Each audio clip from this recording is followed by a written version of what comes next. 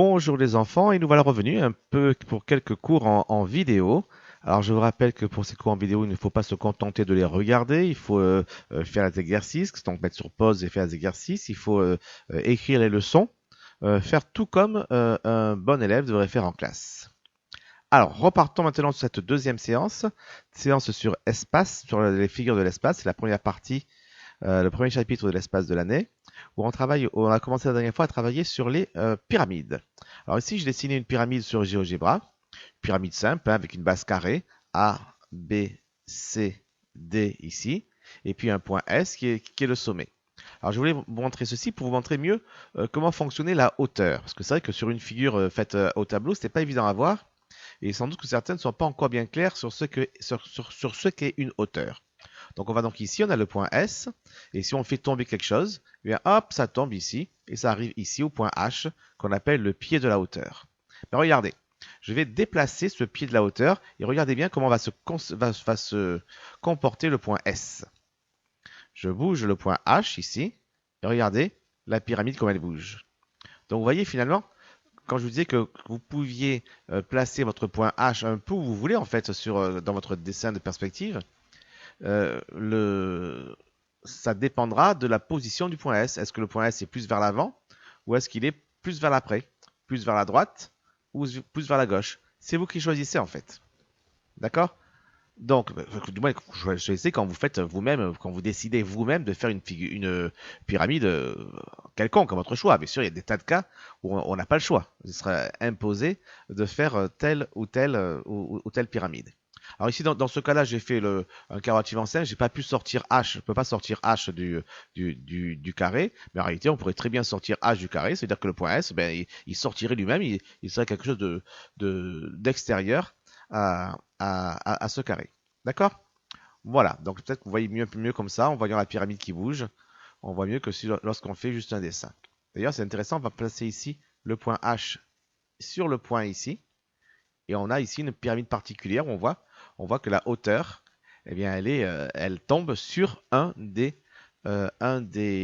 sommets de la base. C'est-à-dire que l'arête SH, eh bien, elle est confondue avec l'arête SA. Et c'est justement ça qui était un cas particulier. C'est un cas particulier dans l'exercice que vous aviez à faire pour aujourd'hui. Bon, ça ne parlait pas S et A, du moins les points S et A n'étaient pas les mêmes. Mais la première pyramide ici, qu'on avait commencé à travailler en classe, eh bien déjà, on voit que elle a cette situation-là.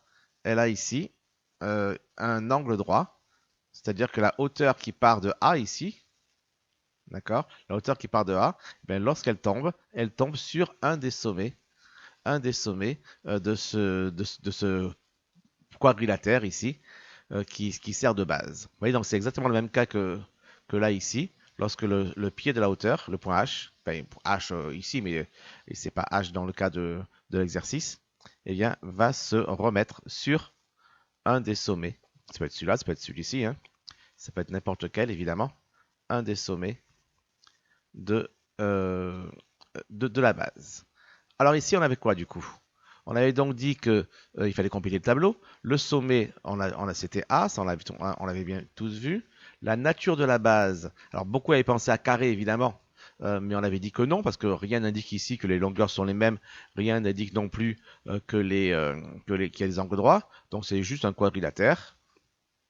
On va mettre quadrilatère, c'est une figure, un polygone à quatre côtés. Le nom de la base, ça on l'avait vu également, c'était R. SL, avec bien sûr d'autres possibilités de noms. Hein. Vous savez tous nommer les quadrilatères, ça n'y a pas de problème. La hauteur, donc on a vu que le sommet c'était A. Pour arriver à l'angle droit, on arrive ici, au point T. Donc c'est donc la hauteur, c'est le segment AT. N'oubliez pas les crochets, hein, c'est le segment AT. Le nombre d'arêtes, ben, il suffit de compter ici les arêtes qu'il y a dans la base. 1, 2, 3 et 4. Et après, les arêtes pour relier jusqu'au sommet. Donc à partir de chaque sommet, il y a une arête qui monte jusqu'au sommet. Donc 1, 2, 3 et encore 4. Donc ce qui fait un total de 8 arêtes. Quant aux faces, eh bien, il y a évidemment la base. Et puis après, les 4 triangles qui vont être formés entre un côté de la base et le sommet qui est là. Donc ces triangles-là, je vais les dessiner, tiens, je vais les dessiner un peu en vert hein, pour le colorier intérieur. Voilà, quelque chose comme ça. Et bien sûr, il y en a 4, parce qu'à partir de chaque côté du quadrilatère, ben, il y a un triangle qui va monter. Ce qui fait donc un total de 5 faces. La base, plus les 4 faces et les 4 triangles qui vont se rejoindre jusqu'au sommet. D'accord? Alors, on va effacer tout ça pour qu'on puisse revoir quand même la figure telle qu'elle était. Allons-y. On était donc le deuxième. Alors, qu'est-ce qu'on voit ici? On voit ici, là encore, une pyramide. Cette fois-ci, le sommet, eh bien, c'est S. On voit bien ici que la base, c'est ce qui est en bas. Et puis, le S qui est ici. La base, ben, ici, ben, pareil, c'est un quadrilatère. Hein. On peut penser éventuellement un carré là encore, mais rien n'indique que les distances sont les mêmes, rien n'indique qu'on a les angles droits. Donc, on va se contenter d'un quadrilatère.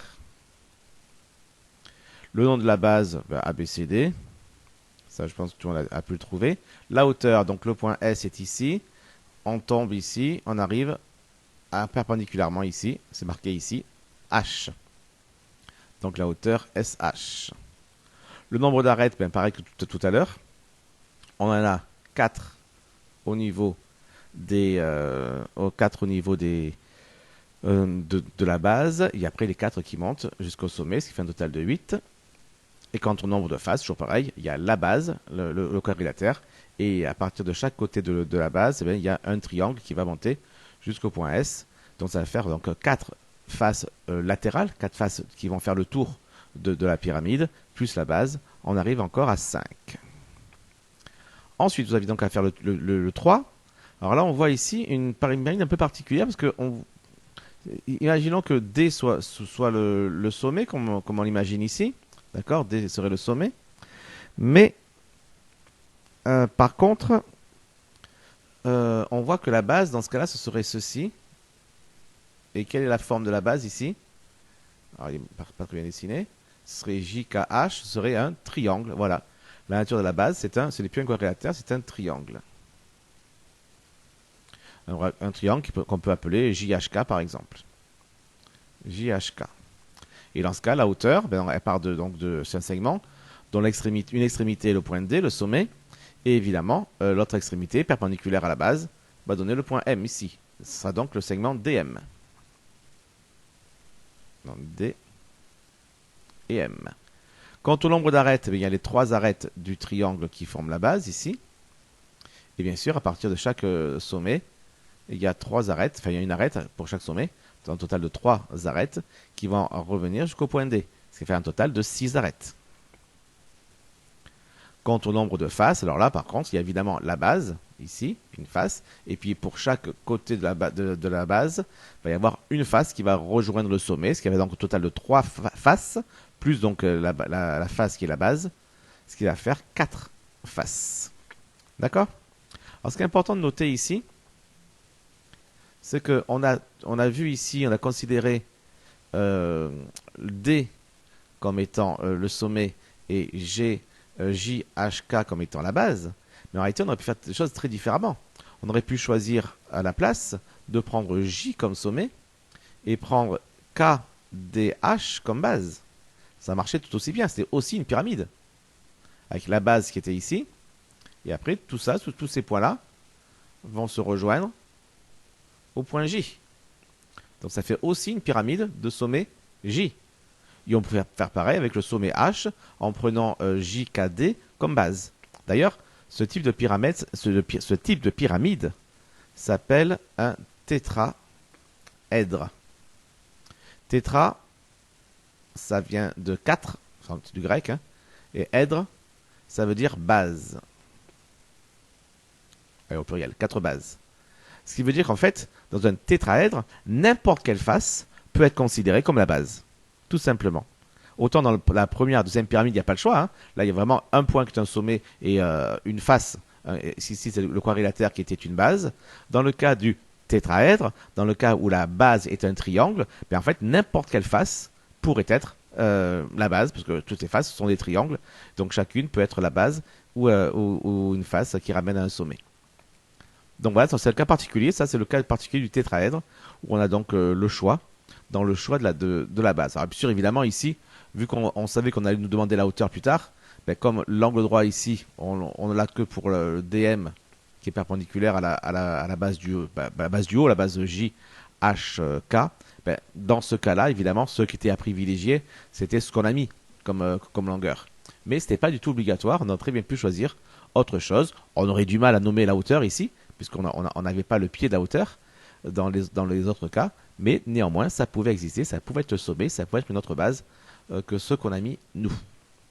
Allez, passons à la quatrième pyramide. Alors, la quatrième pyramide, donc celle-ci, on va ici, le sommet, là, c'est clairement le point E. Là, on n'a pas le choix, on peut pas en avoir d'autres. Quant à la base ici, ben, on voit que c'est ça, c'est M, N, O, S, I, A, M. D'accord? Alors, qu'est-ce que c'est que cette forme? C'est un polygone qui a 1, 2, 3, 4, 5, 6 côtés. C'est donc un hexagone. Hexagone. Alors, il s'appelle comment? Ben, un de ses noms possibles, c'est M, N, O, S, I, A. Bien sûr, on peut l'appeler de différentes manières. Si on change l'ordre ou si on change par quoi on commence. D'ailleurs, on va changer d'ailleurs. Parce qu'en fait, clairement, ici, ils ont fait un choix de l'appeler comme ceci pour avoir, en partant du point M et en allant dans l'autre sens, ça faisait M, A, I, S, O, N, maison. Enfin, de toute façon, en tout cas, on ne dit pas maison, on dit M, A, I, S, O, N, de toute façon. Donc, la hauteur, ben, on voit donc le point E qui est le sommet ici. Pour arriver perpendiculairement ici, pour l'angle droit, on le voit ici. C'est en arrivant au point P. Donc, la hauteur, c'est EP. Alors, le nombre d'arêtes, bon, il y en a 6, toujours pour l'hexagone. Et pour chacun des sommets, bien, il y a une arête qui va arriver jusqu'au sommet. Donc, chaque sommet de la base, hein, il y a une arête qui va partir jusqu'au sommet de la pyramide. Ce qui va donc faire 6 arêtes de plus. On arrive donc à 12 arêtes. Quant au nombre de faces, bien évidemment, pour chaque côté de la base, il y a un triangle qui est formé ici. Donc une face qui est formée pour rejoindre le sommet de la pyramide, ce qui fait donc 6 faces pour faire tout le tour, plus bien sûr la face qui est la base, ce qui fait un total de 7 faces. Voilà, donc j'espère qu'avec ceci, avec ces différentes pyramides et puis également la pyramide qu'on a pu faire bouger ici, en bougeant le point H, le pied de la hauteur, vous commencez à mieux visualiser ce qu'est une pyramide. C'est pas évident à visualiser parce qu'on est habitué aux figures de la feuille, les figures du plan. Et dès qu'on passe dans l'espace, ben, on a du mal à visualiser ça, surtout que nous, ben, on travaille malgré tout sur un papier, sur un écran, donc en 2 dimensions, donc toujours en perspective. Et c'est pas évident de voir tout ça. D'accord? Bon, on va continuer pour vérifier tout ça. Il y a une question. Non, c'est l'exercice suivant. Voilà. L'exercice suivant, c'est pyramide régulière à base carrée. Et donc avec quelques exemples, quelques questions qui vous seront posées. Alors pour commencer, on parle ici d'une pyramide régulière. Alors qu'est-ce que c'est qu'une pyramide régulière? Parce que forcément ici, on a pour l'instant vu ce qu'était une pyramide, on n'a pas encore parlé de pyramide régulière. Mais justement, c'est l'occasion d'en parler. Une pyramide régulière, qu'est-ce que c'est?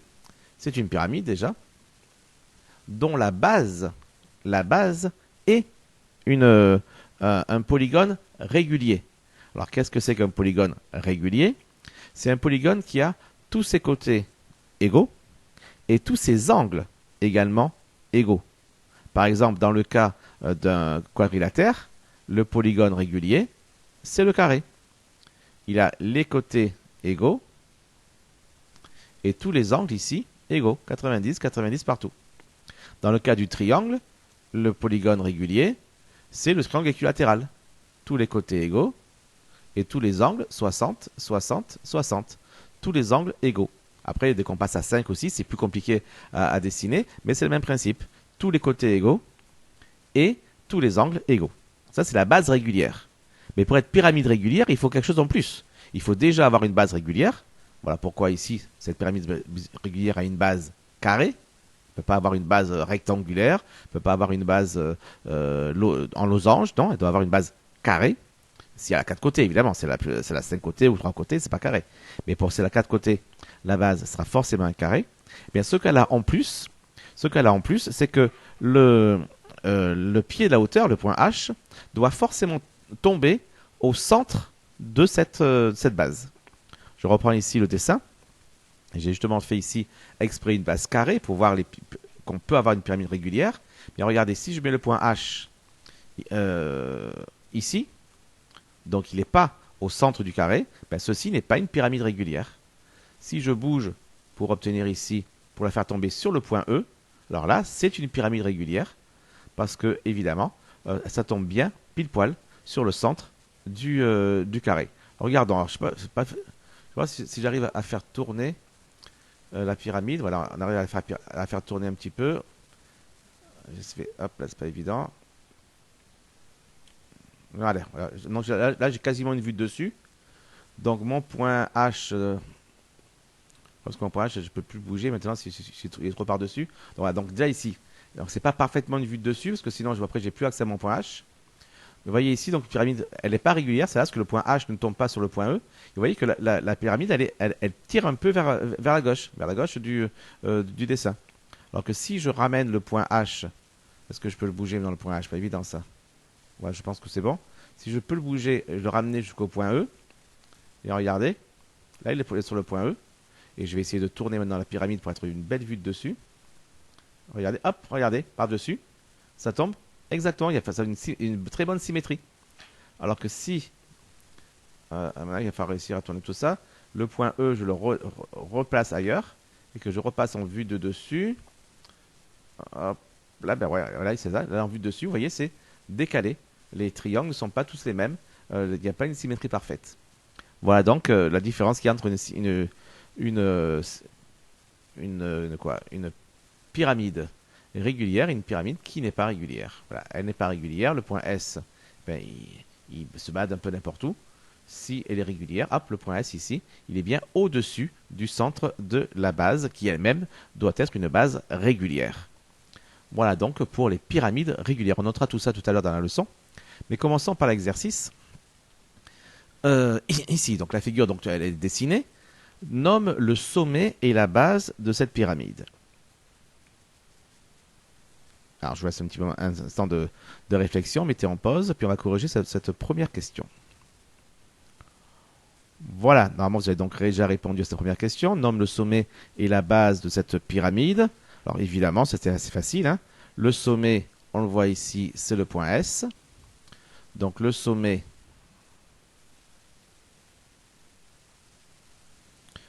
est A, et le point A. Et quant à la base de cette pyramide, bien évidemment, c'est que je dis point A, c'est le point S.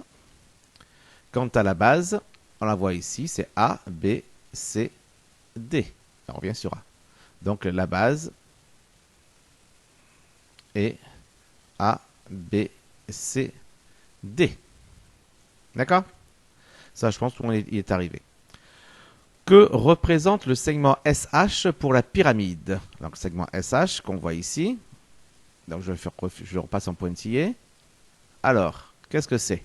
Allez, mettez en pause, vous notez, et on répond juste à cette question-là après. Donc, alors SH, qu'est-ce que c'est? Ben, vous avez vu, c'est donc un segment dont une extrémité est le sommet, et l'autre extrémité, eh bien ici, il est perpendiculaire à la base. On le voit ici avec l'angle droit qui est marqué là. Donc ça veut dire que c'est bien la hauteur, d'accord, le segment SH et la hauteur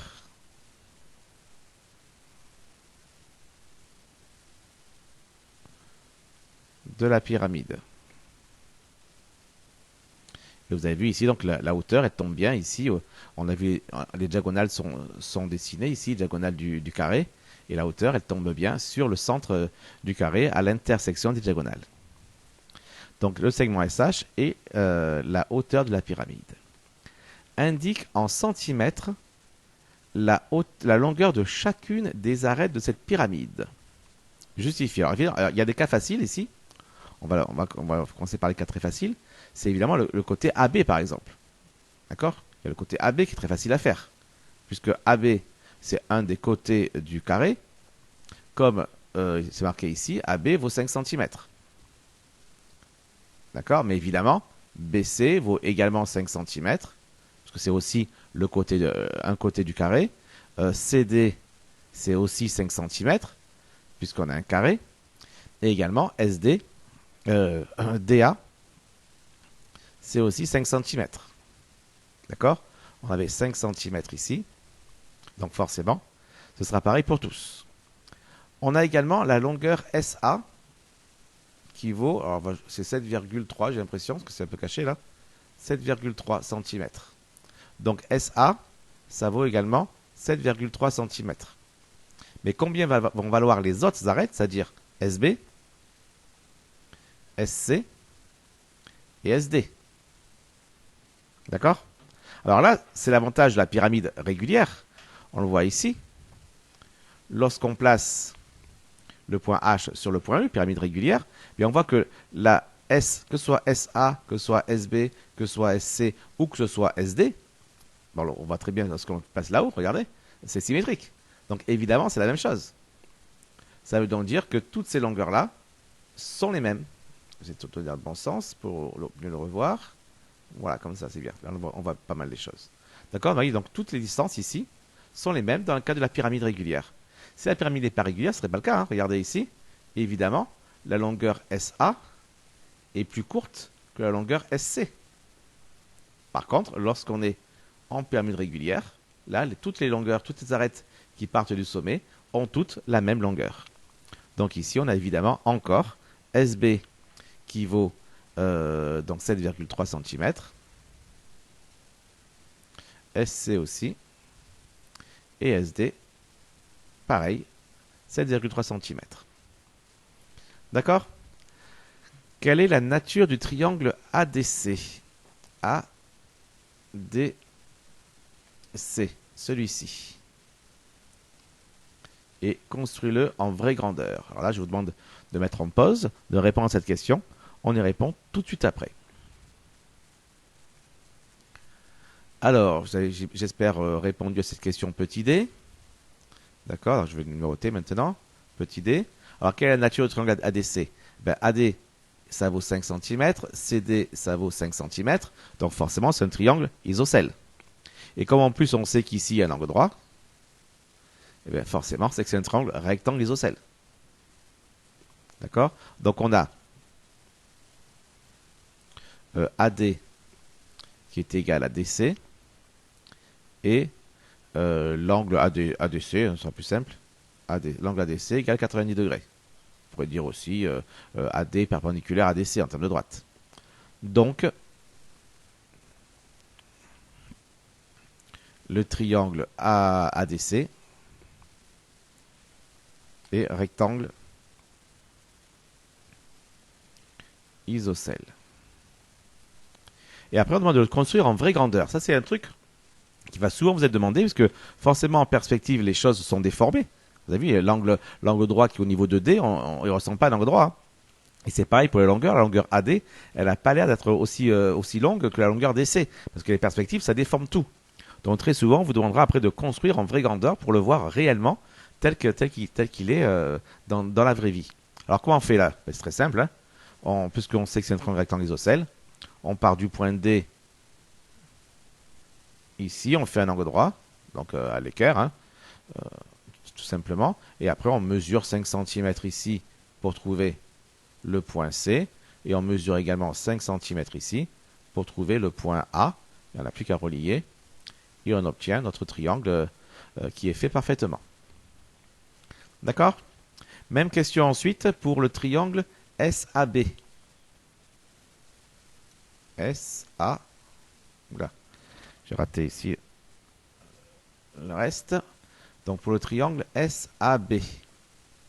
Voilà, donc même si vous n'avez pas su faire le premier, ce que j'ai fait en vert, là maintenant je pense que vous devez être capable de faire celui-ci. Alors mettez en pause, à nouveau, faites cette question et on revient après. Alors, Pour cette question, vous allez trouver quoi?